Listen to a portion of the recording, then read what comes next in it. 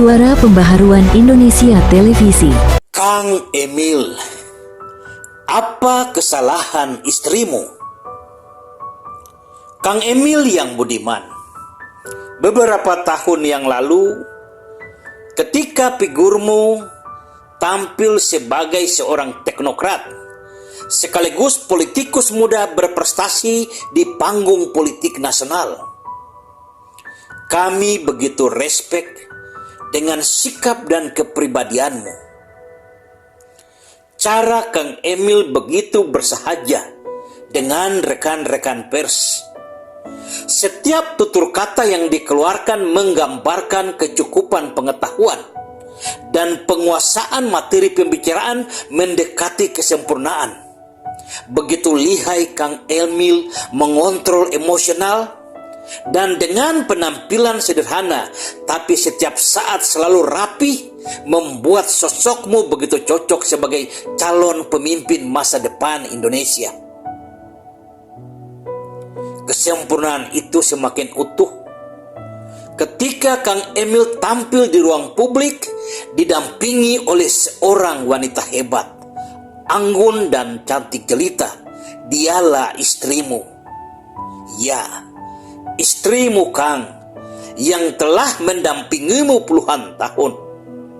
Istrimu seorang wanita hebat yang telah berjuang bersamamu, menjadikanmu seorang laki-laki, seorang ayah, dan seorang tokoh politik hebat. Kang Emil yang budiman, Epicurus, seorang filsuf Yunani kuno, penganut ajaran Stoisme, mengatakan, arti kehidupan adalah pencapaian kebahagiaan dan menghindari kesakitan melalui pengendalian diri dan hidup sederhana. Pengendalian diri menurut ajaran Stoisme adalah kemampuan untuk mengendalikan keinginan dan emosi, serta untuk hidup sesuai dengan nilai-nilai rasional etis. Mencermati situasi pemberitaan di akhir-akhir ini mengenai Kang Emil, saya dan mungkin banyak orang menjadi terkejut antara percaya dan tidak. Tapi makin kesini alur informasi dan komunikasi pemberitaan sudah mengarah kepada pembuktian, sekalipun hal ini belum sampai ke ruang pengadilan. Tetapi karena Kang Emil adalah public figure yang telah menjadi contoh bagi banyak generasi muda, tanpa ikut campur dalam urusan pribadi Kang Emil, kami ingin menarik sisi positif dari kejadian ini bagi semua tokoh politik. Jangan terjebak dengan hal-hal sesaat. Jangan lupa segeralah mengendalikan diri Anda. Ketika pikiran mulai dikuasai oleh setan, segeralah sadar dan ingat, penyesalan selalu datang terlambat. Kang Emil yang budiman, banyak sudah tokoh-tokoh politik dunia hancur babak belur karir politiknya karena wanita. Mulai dari era sejarah para nabi, masuk Perang Dunia Kedua, sampai sekarang, sudah begitu banyak tokoh-tokoh politik dunia hancur karena skandal wanita. Pada tahun 1963, John Profumo, mantan sekretaris negara urusan perang Inggris, terlibat dalam skandal dengan seorang mata-mata Rusia yang bernama Christina Keller. Skandal ini membuat publik memaksa John Profumo mengundurkan diri dari jabatannya. Lebih parah lagi, skandal ini membuat parlemen Inggris mengeluarkan mosi tidak percaya kepada Perdana Menteri Inggris Harold Macmillan. Pada tahun 2007, mantan Presiden Israel Moshe dipaksa segera mengundurkan diri karena kasus pelecehan seksual dengan beberapa wanita. Dan pada tahun 1998, Presiden Amerika Serikat Bill Clinton terlibat skandal dengan Monica Lewinsky, hampir membuatnya dipecat dari jabatan presiden melalui sidang impeachment. Dan saya berpikir, tanpa kami mengingatkan ini kepada seorang Kang Emil, intelektual muda yang memiliki pikiran cerdas, pasti sudah sangat mengetahui hal-hal seperti ini. Kang Emil yang budiman, masih adakah cinta yang lain? Masih adakah cinta yang kedua? Socrates, seorang filsuf Yunani kuno, berpendapat, cinta adalah pencarian yang tidak hanya berhenti pada tampak, tetapi juga untuk aspek yang tidak tampak.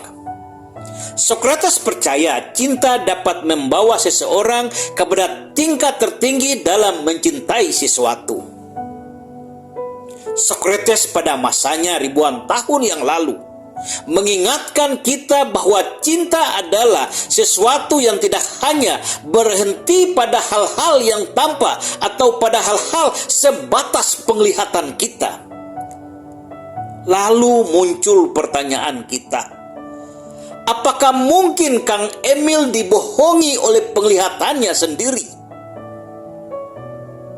Seorang pria dewasa memandang seorang gadis yang putih bersih, montok cantik jelita, lalu sebatas mengaguminya sebagai ciptaan Tuhan yang indah adalah sesuatu yang normatif.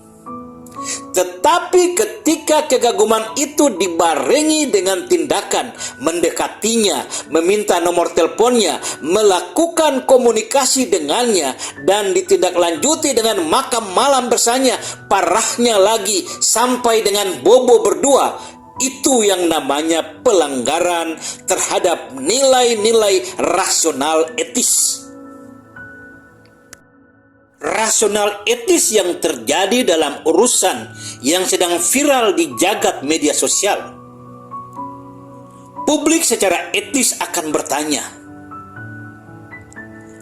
apa kesalahan istri Kang Emil? Apa kekurangan istri Kang Emil?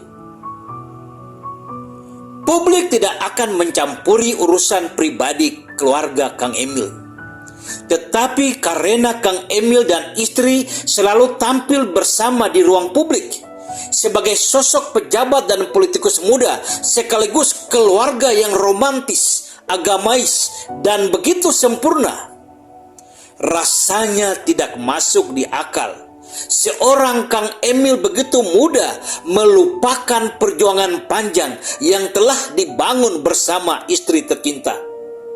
Rasanya tidak masuk di akal Kang Emil begitu cepat melupakan kisah suka dan duka meniti karir dengan seorang wanita hebat yang selalu ada untuknya.